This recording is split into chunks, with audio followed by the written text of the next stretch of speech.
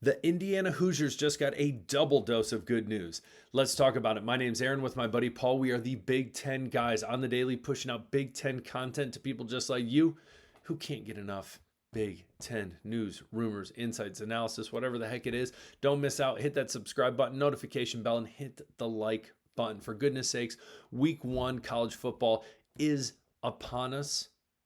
Old Dominion coming in Bloomington. It's going to be fun. It's going to be a field day. Don't miss out. Hit that subscribe button. So today what we're going to be talking about, Curt Cignetti. A lot of good things to say. We're going to jump into that as well. A media analyst talking about the Hoosiers. You're going to love to hear that as well. At the end, we got to jump into the Old Dominion game and what we need to be looking forward to in this game come Saturday. The true opening, not week zero, the true opening of college football. Even though I will admit, I was watching the Stanford-Hawaii game. Crazy game. If you want to talk about that in the comments, we can. It is what it is. But anyways, we're going to jump right into it. We know that for the Indiana Hoosiers, a lot of talk has been, about Mendoza, Surratt, and other players on this team. But one position group that I feel like we have not talked a lot about is the offensive line. Now, yes, I'm going to say upgrade at quarterback. Yeah, of course. That's why people are hyping up the Hoosiers this season. Rourke was a great quarterback. Not saying he wasn't. But Mendoza, big upgrade coming from Cal. Surratt, obviously, he came over from James Madison with Cignetti. Ton of potential. But what we have not talked about is this offensive line and the promise that it shows. Returning, we got to look at people that it's returning. We got Smith, we got Evans, you got Kogan, who's playing at center, who's coming from Notre Dame. He started. He ended up taking that started job. I believe he started 13 games last year for the team in Indiana that I wish when I'm not a Notre Dame fan, Michigan State fan, so I despise Notre Dame.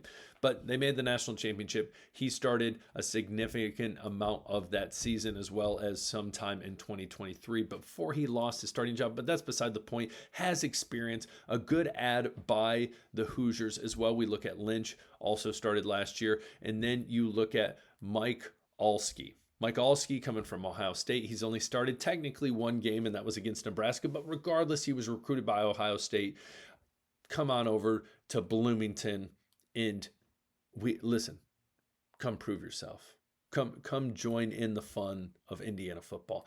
But the reason I bring up this offensive line is because, one, obviously we know football is one in the trenches. Offensive line is going to be great. We look at Hemby, we look at BB, one coming from Maryland, one coming from UAB. And in this Cignetti offense, getting this run game going, throwing out of the backfield in the flats to the running backs, I think you're going to see that a lot more this year.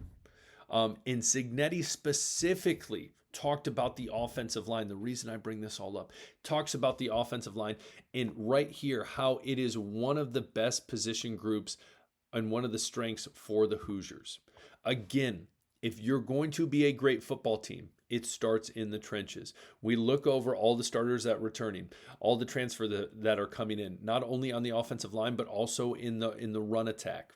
All right, and obviously quarterback, but we've already talked about that a ton. I think a lot of people assume the Indiana Hoosiers, it's a one and done. Well, I've said this before in other videos. It's a one and done. They don't understand the depth of how Cignetti is building this program. Again, offensive line strength, new quarterback, holy cow, experienced all Big Ten receiver, boom, running backs with a ton of potential. This offense is shaping up to be a true Curt Cignetti offense where he is going to prove a lot of people wrong. I think a lot of people are going to be surprised by this team. He says right here, quote, "We're fortunate to have a pretty experienced group. I feel good about them." Again, Cignetti, he has success. I'm trying to blend success and Cignetti. Someone did it earlier. Comment below if you did that because I'm loss of words. I forgot what it was. But anyways, again, it's only good for the Hoosiers to see this offensive line experienced, transfers, heading into this season healthy, Things are looking good. Things are looking up. Again, people are still going to be sleeping on the Hoosiers. Hoosier Nation. Hoosier Nation. There we go. Don't do it. Don't do it. I know. I think they still have a lot left in the tank. Now, as well, some other good news I want to add besides the offensive line is the fact that we have Pete Thamel, who came out, College Football Podcast, ESPN, and said, listen, I have the Hoosiers making the playoffs once again. Awesome to hear. Again, I think a lot of people laugh at this, but let's listen to his point, and I think it's a solid point. If you look at Curt Cignetti has done with quarterbacks, yeah, going back to James Madison, you have pretty much had the quarterback who is the conference player of the year or leads the conference in passing every season. There's a lot of great buzz around Todd McShay. He loves Mendoza. Mendoza is there's probably 10 or 11 quarterbacks who could be considered first-round picks this year. This is a golden age for college quarterbacks. Mendoza, in the Cignetti system that has produced nothing but effective and efficient quarterbacks, is going to thrive.